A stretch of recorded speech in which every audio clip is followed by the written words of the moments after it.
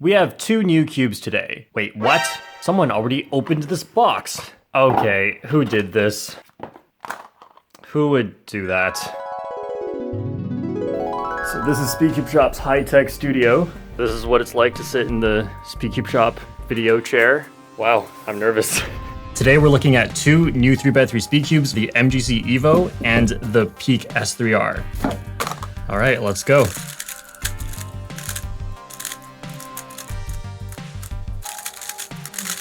This feels really flexible and really fast. I feel like the magnet strength works really well as well.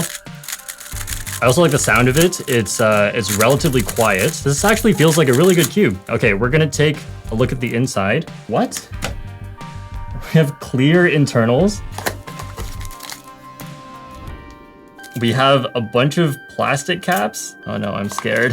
Hope you can read Chinese. I'm a little confused because this is very different stuff than usual. There's like wheelbase replacements. There are 4 springs instead of 1 spring inside the cube. I'm scared, I don't like this. There is this white circle that is called a wheelbase slider. I'm reading that directly from the instructions. White is 0.8, which is the slowest one. Yellow, which is medium or 0.9. There's also orange, which is 1.0. This is gonna be the fastest one. This cube is so weird, and I don't know what's the benefit of any of this. This is pain. Okay, now everything has been set to orange, so let's give it a shot. The cube right now feels really fast and loose with the orange ones in here, and this is pretty much the fastest possible settings you can get with this cube because there are no changeable magnets. I would say some people might like this, but I don't think most people would. I'm not gonna try all of the settings, but I am gonna try changing all of these into just the slowest possible version. So I'm going to use the white wheelbase and gold springs. We'll see if the slowest setting is also good. If the fastest and slowest are good, you can probably find something in the middle that works for you. Let's get these springs out. So I'll swap these over to the gold springs. There are 2 springs connected by a little wire across. You can kind of just find the place in the cube that they go in like that, and then I'll put another one on the other side. We've come far enough in cubing that I don't think we need to be doing spring swaps like this, and even just to change whatever was on top, this is basically giving you a screw and more springs, which is kind of what we were doing a long time ago. Like, I'm glad there are these settings here, but this is really annoying to switch through. All right, now they're on the gold springs and the white wheelbase. And so now it's gonna be the slowest settings that they have. Okay, it definitely feels tighter, but it's still really fast. And you can definitely slow it down even more with lube. I would say that this is actually just a really good set of settings. I think the fast one is faster than I'd like it to be, but still good for some people.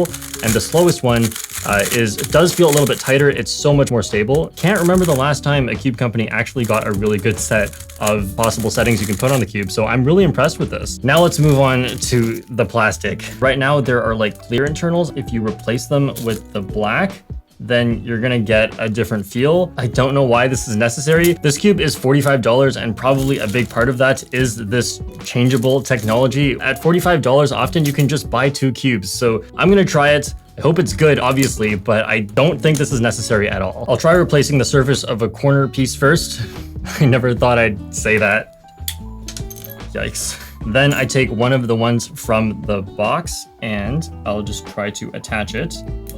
Now we have a completely black corner piece. I'm just gonna try changing them all to black and see if I can feel a difference. I doubt there will be that big of a difference, but I'm gonna give it a shot. All right, guys, disaster struck. I used the screwdriver and was pushing in exactly where I'm supposed to. The plastic has actually just broken. I don't like the design of this. It is really easy to break. Looks like it's going to be fine. Yeah, we'll see if everything's okay. The cube's internals are fully black now, and we're gonna give this a shot.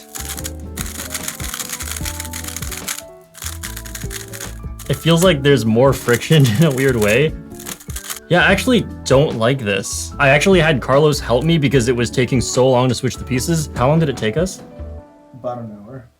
Finally, we can move on to the MGC EVO. Guys, it's not called MGC anymore. It's called MGC. This feels really unique, sort of scratchy, but that might go away with time. Very stable. I'll try putting in some lunar lube. It's a bit slow. This will speed it up. Wow, this is starting to feel really soft. I actually like the feel. I had a terrible first impression just like 10 seconds ago, and this is actually kind of great now. Let's go corner cutting. Oh yeah, just 45 degrees. That's already really tough. And reverse corner cutting. Yeah, that's pretty good. I'm gonna try doing a solve.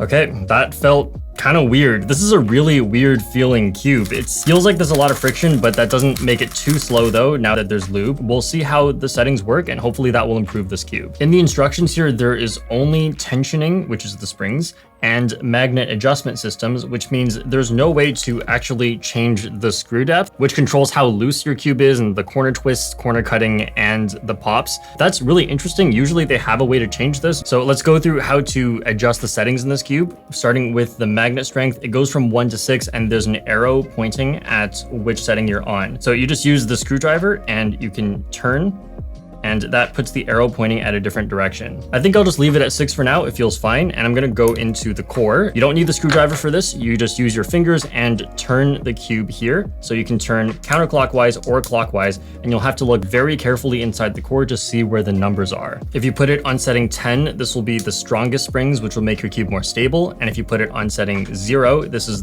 the weakest springs, which will make your cube feel more flexible and faster. Now, I felt this cube was a bit slow and stiff and is already on setting 0, which should be the best one in terms of that. So I'm gonna try changing the magnets to all be weaker and see if that helps at all. Wow, this cube actually feels really good. I think it's much better on a weaker magnet setting. The spring compression, I like it on 0, but I think it could go even lower and still be good. I really am kind of frustrated when cubes don't come with a nice set of settings that reaches all the ranges I think people would like. The magnet strength right now is on 3. I can turn really well, and the only little issue is sometimes when I'm turning really fast, I get some weird catches. The internals also have a really soft feel. So far, I'm quite impressed with the 2 cubes that I've tried today. What's this? It's the Infinity Lube. Infinity Lube? I'll try it. What's in this?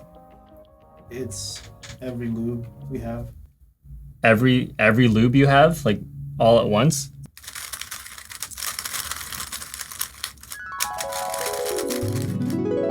Oh yeah, it was me. I've had some time to solve these cubes and see if they are really as good as my first impression. Also, I accidentally found an angle on the Rubik's Impossible that makes it look solved. Starting with the Peak S3R. Why is it just 3 letters in a row? We will never know. I had a great first impression with this cube, and it's because of the magnets. The magnets are quite strong, and when you are turning slowly, it actually helps to finish your turns. This makes the cube feel really nice and high quality, but that doesn't always translate to faster solves, and I've noticed that strong magnets just always give me a good first impression, so I should probably start being more critical about that.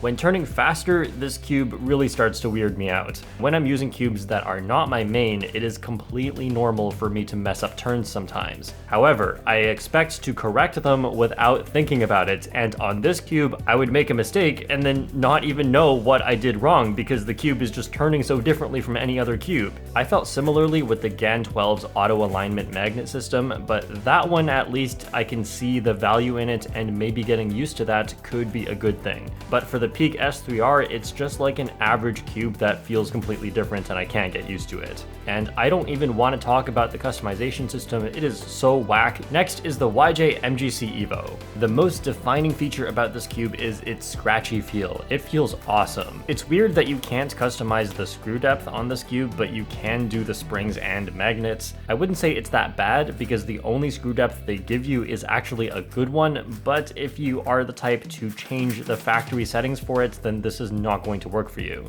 This cube can be a bit hard to control, especially if you have a very aggressive turning style, and I had to really loosen the way that I turned. Those are slight issues for me, but if they don't sound like they would be issues for you, then this cube could actually be very good for you. I can actually see some people really liking the MGC EVO, and you may like the Peak S3R, but I think the faster you are, the less likely you're gonna like it. Thanks for watching. Thanks to speedcubeshop.com for sending me these cubes. Use the discount code JPerm. See you all next time.